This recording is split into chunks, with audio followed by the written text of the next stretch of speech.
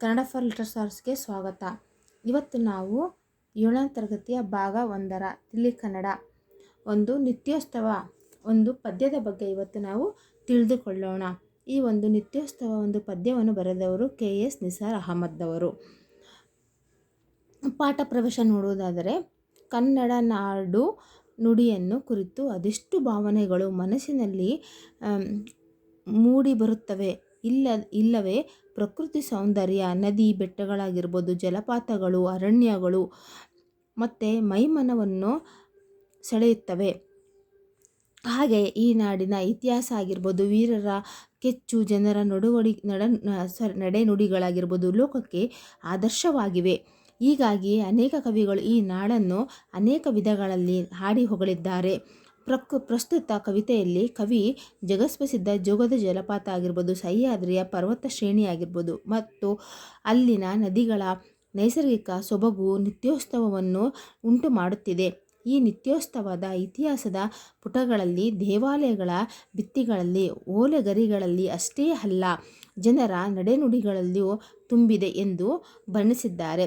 ಅಂದರೆ ಕವಿಯು ಈ ಒಂದು ಪದ್ಯದ ಮೂಲಕ, ನಿತ್ಯೋತ್ಸವ ಎನ್ನುವಂಥ ಪದ್ಯದ ಮೂಲಕ ನಮ್ಮ ಕರ್ನಾಟಕ ನಾಡಿನಲ್ಲಿ ಯಾವ ರೀತಿ ಒಂದು ಪ್ರಕೃತಿ ಸೌಂದರ್ಯ ಆಗಿರ್ಬೋದು, ಮತ್ತು ಬೇಲೂರು ಹಳೆಬೀಡುಗಳಾಗಿರ್ಬೋದು, ಪಟ್ಟದಕಲ್ಲು, ಈಗ ಅನೇಕ ಒಂದು ಪ್ರಕೃತಿ ಸೌಂದರ್ಯ ಆಗಿರ್ಬೋದು ಮತ್ತು ಕೆತ್ತನೆಗಳ ಬಗ್ಗೆ ಆಗಿರ್ಬೋದು ಯಾವ ರೀತಿ ಕವಿ ವರ್ಣನೆ ಮಾಡಿದ್ದಾರೆ. ಮತ್ತು ಜಾತಿ ಭೇದಗಳು ಇಲ್ಲದೆ ಎಲ್ಲರೂ ಒಗ್ಗಟ್ಟಿನಿಂದ ಕೂಡಿರುವುದನ್ನು ಈ ಒಂದು ಪದ್ಯದ ಸಾಲುಗಳಲ್ಲಿ ನಾವು ಒಂದು ಬೈ ಒಂದು ನಾವು ನೋಡ್ತಾ ಹೋಗ್ಬೋದು ಮಕ್ಕಳೇ.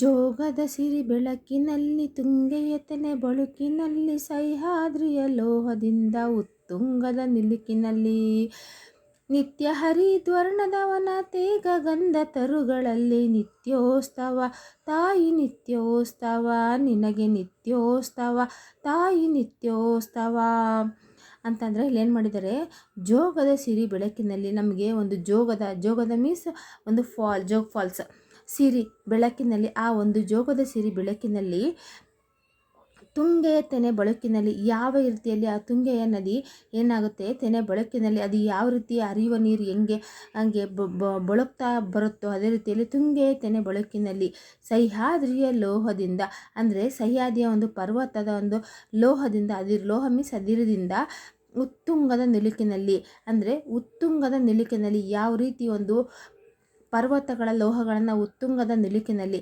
ನಿತ್ಯ ಹರಿದ್ವರ್ಣ ವನದ ತೇಗ ಗಂಧ ತರುಗಳಲ್ಲಿ, ಅಂದರೆ ನಿತ್ಯ ಹರಿದ್ವರ್ಣ ಕಾಡುಗಳು ಏನಾಗಿದೆ, ಒಂದು ಸದಾ ಮಳೆ ಬರುವುದರಿಂದ ಅಲ್ಲಿನ ಕಾಡುಗಳು ಏನಾಗಿರ್ತದೆ, ಹಚ್ಚ ಹಸಿರಿನಿಂದ ಕೂಡಿರುತ್ತದೆ. ಮತ್ತು ಅಲ್ಲಿನ ಗಿಡ ಮರಗಳು ಏನಾಗಿರ್ತದೆ, ಬೃಹತ್ ಎತ್ತರದಕ್ಕೆ ಬೆಳೆದಿರುತ್ತದೆ. ತೇಗ ಗಂಧ ತರುಗಳಲ್ಲಿ, ಅಲ್ಲೇನಾಗಿದೆ, ತೇಗ ಆಗಿರ್ಬೋದು, ಶ್ರೀಗಂಧ ಆಗಿರ್ಬೋದು, ತರುಗಳಲ್ಲಿ ನಿತ್ಯೋತ್ಸವ ತಾಯಿ ನಿತ್ಯೋತ್ಸವ, ನಿನಗೆ ನಿತ್ಯೋತ್ಸವ ತಾಯಿ ನಿತ್ಯೋತ್ಸವ ಎಂಬುದನ್ನು ಕವಿಯಲ್ಲಿ ವರ್ಣಿಸಿದ್ದಾರೆ.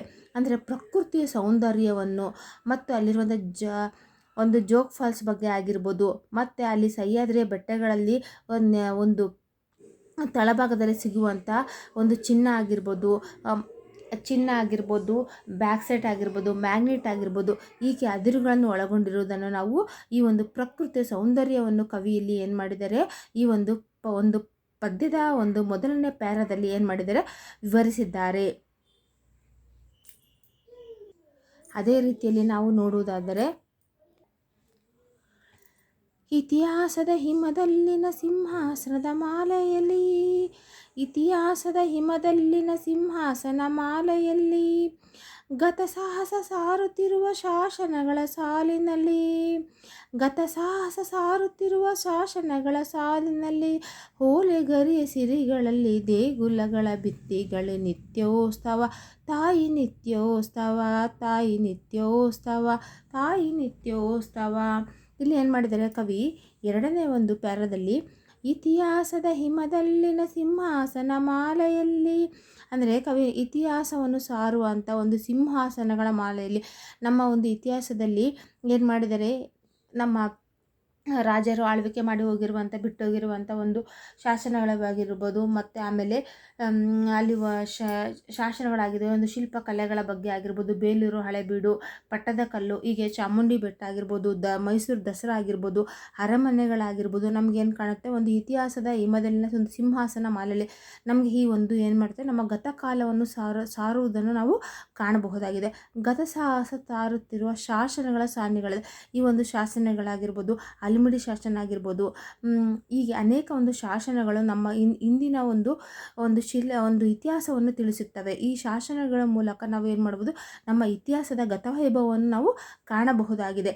ಓಲೆಗರಿಯ ಸಿರಿಗಳಲ್ಲಿ ನಾವು ಓಲೆಗರಿಗಳಲ್ಲಿ ಒಂದು ಸಿರಿಗಳನ್ನು ನಾವು ಕಾಣಬಹುದು. ದೇಗುಲಗಳ ಭಿತ್ತಿಗಳಲ್ಲಿ ಒಂದು ಇತಿಹಾಸವನ್ನು ಸಾರುವಂಥ ಒಂದು ಓಲೆಗರಿ ಆಗಿರ್ಬೋದು, ಕೆತ್ತನೆ ಆಗಿರುವಂಥ ದೇವಾಲಯಗಳಾಗಿರ್ಬೋದು, ಒಂದು ಗತವೈಭವವನ್ನು ಕಾಣುವುದನ್ನು ನಾವು ಒಂದು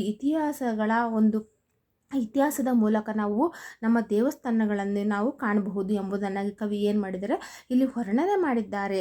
ಒಂದು ನಿತ್ಯೋತ್ಸವ, ತಾಯಿ ನಿತ್ಯೋತ್ಸವ ಅಂದರೆ ಇತಿಹಾಸದ ಹಿಮದಲ್ಲಿನ ಸಿಂಹಾಸನದ ಮಾಲೆಯಲ್ಲಿ ಗತಸಾಹಸ ಸಾರುತ್ತಿರುವ ಶಾಸನಗಳ ಸಾಲಿನಲ್ಲಿ ಓಲೆಗರಿಯ ಸಿರಿಗಳಲ್ಲಿ ದೇಗುಲಗಳ ಭಿತ್ತಿಗಳಲ್ಲಿ ನಿತ್ಯೋತ್ಸವ, ತಾಯಿ ನಿತ್ಯೋತ್ಸವ. ಅದೇ ರೀತಿ ನಾವು ಮುಂದಿನ ಒಂದು ಪ್ಯಾರಾಗ್ ನೋಡುವುದಾದರೆ, ಹಲವೆನ್ನದ ಹಿರಿಮೆಯೇ ಕುಲವೆನ್ನದ ಗರಿಮೆಯೇ, ಹಲವೆನ್ನದ ಹಿರಿಮೆಯೇ ಕುಲವೆನ್ನದ ಗರಿಮೆಯೇ, ಸದ್ವಿಕಾಸಶೀಲ ನುಡಿಯ ಲೋಕಾಮೃತ ಸೀಮೆಯೇ, ಈ ಮತ್ಸರ ನಿರ್ಮತ್ಸರ ಮನದುದಾರ ಮಹಿಮೆ, ಈ ಮತ್ಸರ ನಿಮ್ಮತ್ಸರ ಮನದುದಾರ ಮಹಿಮೆ, ನಿತ್ಯೋತ್ಸವ ತಾಯಿ ನಿತ್ಯೋತ್ಸವ, ನಿನಗೆ ನಿತ್ಯೋತ್ಸವ ತಾಯಿ ನಿತ್ಯೋತ್ಸವ. ಅಂದರೆ ಈ ಒಂದು ಪ್ಯಾರದಲ್ಲಿ ನಾವು ಏನು ನೋಡ್ತೀವಿ ಅಂತಂದರೆ, ಹಲವೆನ್ನದ ಹಿರಿಮೆಯೇ ಅಂದರೆ ನಮ್ಮ ಹಲವಾರು ನಮ್ಮ ಒಂದು ಕರ್ನಾಟಕದ ನಾಡಿನಲ್ಲಿ ನಾವು ಹಲವಾರು ಜಾತಿ ಧರ್ಮಗಳನ್ನು ಹೊಂದಿರುವುದನ್ನು ನಾವು ಕಾಣುತ್ತೇವೆ. ಅದರಲ್ಲಿ ಕುಲವೆನ್ನದ ಗರಿಮೆಯೇ, ಅವರಿಗೆ ನಾವೆಲ್ಲರೂ ಅಷ್ಟೊಂದು ಜಾತಿ ಮತಗಳನ್ನು ಹೊಂದಿರುವಂಥ ಈ ಒಂದು ನಮ್ಮ ನಾಡಿನಲ್ಲಿ ಸದ್ವಿಕಾಸಶೀಲ ನುಡಿ ಅಂತಂದರೆ ನಮ್ಮಲ್ಲಿ ಯಾವುದೇ ರೀತಿಯ ಭೇದ ಭಾವಗಳನ್ನು ಅನ್ನದೆ ನಾವೆಲ್ಲರೂ ಒಂದೇ ಎನ್ನುವಂಥ ಭಾವನೆಗಳನ್ನು ನಾವು ಕಾಣುತ್ತೇವೆ. ಇದಕ್ಕೆ ನಮ್ಮ ಪ್ರಕೃತಿ ನಾವು ಒಂದು ಸ್ಪಂದಿಸುವುದನ್ನು ನಾವು ಕಾಣುತ್ತೇವೆ. ಲೋಕಾಮೃತ ಸೀಮೆಯೇ, ಈ ವತ್ಸರ ಮೀನ್ಸ್ ಮಕ್ಕಳಲ್ಲಿ ಯಾವುದೇ ರೀತಿ ಭೇದ ಭಾವಗಳು ಇಲ್ಲದೆ ನಾವೆಲ್ಲರೂ ಒಂದೇ ಎನ್ನುವಂಥ ಭಾವನೆಯನ್ನು ನಾವು ಈ ಒಂದು ಕರ್ನಾಟಕದ ನಾಡಿನಲ್ಲಿ ನಾವು ಕಾಣುತ್ತೇವೆ. ಮನದಾರ ಮಹಿಮೆಯೇ, ನಿತ್ಯೋತ್ಸವ ತಾಯಿ ನಿತ್ಯೋತ್ಸವ, ನಿನಗೆ ನಿತ್ಯೋತ್ಸವ ತಾಯಿ ನಿತ್ಯೋತ್ಸವ. ಈ ಒಂದು ನಮ್ಮ ಕರ್ನಾಟಕದಲ್ಲಿ ನಾವು 30 ಜಿಲ್ಲೆಗಳನ್ನು ಒಳಗೊಂಡು ಅದರಲ್ಲಿ ನಾವು ಎಲ್ಲರೂ ಒಂದೇ ಎನ್ನುವಂಥ ಭಾವನೆಯನ್ನು ಇಟ್ಟುಕೊಂಡು ಬದುಕುತ್ತಿದ್ದೇವೆ. ಈ ಒಂದು ನಾವು ನಿತ್ಯೋತ್ಸವ ಒಂದು ಪಯಂನಲ್ಲಿ ನಾವು ಕಾಣುತ್ತೇವೆ. ಜೋಗದ ಸಿರಿ ಬೆಳಕಿನಲ್ಲಿ ತುಂಗೆಯತನೆ ಬಳುಕಿನಲ್ಲಿ ಸಹ್ಯಾದ್ರಿಯ ಲೋಹದ ಉತ್ತುಂಗದ ನಿಲುಕಿನಲ್ಲಿ ನಿತ್ಯ ಹರಿದ್ವರ್ಣವನ ತೇಗ ಗಂಧ ತರುಗಳಲ್ಲಿ ನಿತ್ಯೋತ್ಸವ ತಾಯಿ ನಿತ್ಯೋತ್ಸವ, ನಿನಗೆ ನಿತ್ಯೋತ್ಸವ ತಾಯಿ ನಿತ್ಯೋತ್ಸವ. ಇತಿಹಾಸದ ಮಹಿಮದಲ್ಲಿನ ಸಿಂಹಾಸನ ಮಾಲೆಯಲ್ಲಿ ಗತಸಾಹಸ ಸಾರುತ್ತಿರುವ ಶಾಸನಗಳ ಸಾಲಿನಲ್ಲಿ ಓಲೆಗರಿಯ ಸಿರಿಗಳಲ್ಲಿ ದೇಗುಲಗಳ ಭಿತ್ತಿಗಳಲ್ಲಿ ನಿತ್ಯೋತ್ಸವ ತಾಯಿ ನಿತ್ಯೋತ್ಸವ, ನಿತ್ಯೋತ್ಸವ ತಾಯಿ ನಿತ್ಯೋತ್ಸವ. ಹಲವೆನ್ನದ ಹಿರಿಮೆಯೇ ಕುಲವೆನ್ನದ ಗರಿಮೆಯೇ, ಸದ್ವಿಕಾಸಶೀಲ ನುಡಿಯ ಲೋಕಾಮೃತ ಸೀಮೆಯೇ, ಈ ವತ್ಸರ ನಿಮ್ಮತ್ಸರ ಮನದುದಾರ ಮಹಿಮೆಯೇ, ನಿತ್ಯೋತ್ಸವ ತಾಯಿ ನಿತ್ಯೋತ್ಸವ, ನಿನಗೆ ನಿತ್ಯೋತ್ಸವ ತಾಯಿ ನಿತ್ಯೋತ್ಸವ. ಈ ಒಂದು ಪಯಮನ್ನು KS ನಿಸಾರ್ ಅಹಮದ್ ಅವರು ಎಷ್ಟು ವರ್ಣಿಸಿದ್ದಾರೆ ಅಂದರೆ, ಒಂದು ಪ್ರಕೃತಿ ಸೌಂದರ್ಯದ ಬಗ್ಗೆ ಒಂದು ಹಂತದಲ್ಲಿ ಎಷ್ಟು ವರ್ಣರಂಜಿತವಾಗಿ ವರ್ಣಿಸುವುದನ್ನು ನಾವು ಈ ಒಂದು ಪದ್ಯದ ಮೂಲಕ ನಾವು ನೋಡಬಹುದಾಗಿದೆ. ನಿಮಗೆ ಈ ಒಂದು ನಿತ್ಯೋತ್ಸವ ಪಯಂ ಇಷ್ಟವಾದಲ್ಲಿ ಪ್ಲೀಸ್ ಸಬ್ಸ್ಕ್ರೈಬ್ ಮಾಡಿ, ಲೈಕ್ ಮಾಡಿ, ಶೇರ್ ಮಾಡಿ, ಕಮೆಂಟ್ ಮಾಡಿ. Thank you.